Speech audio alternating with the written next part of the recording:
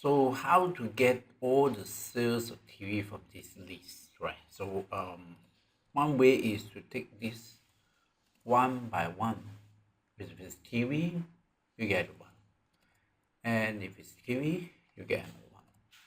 If it's TV, get another one, and another one, and another one. Okay, sum. This is a short list.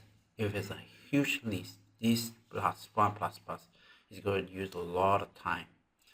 So, and it might get a mistake of accidentally remove one, right? So that's why you want to use sum if function.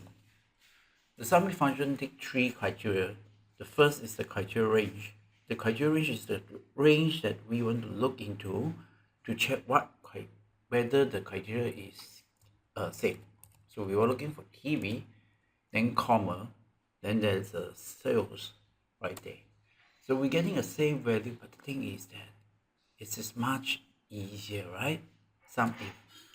Now, but you have to worry about is that the common mistake is some people type in the value of TV, but you know, but in TV with the space that cannot be. This is the only things that you might want to consider, right? The text. If you're using eyes, you will see TV space with like a TV, but this will not. Okay, so therefore your data when you download, before you download, you gotta clean your data such as removing the space in between. Next, let's press Ctrl page down, go to next worksheet. This is called get all the sales of TV for the West region in January. So how to do this? It's not just the sales of TV. It has a criteria that it must be from West region and must be in the month of January. So no problem, right? We use the sum if s. The sum if s accept a column of sum. This is a column that is supposed to sum to total up. Yet, but provided that the region here is equal to TV and the region here is equal to West.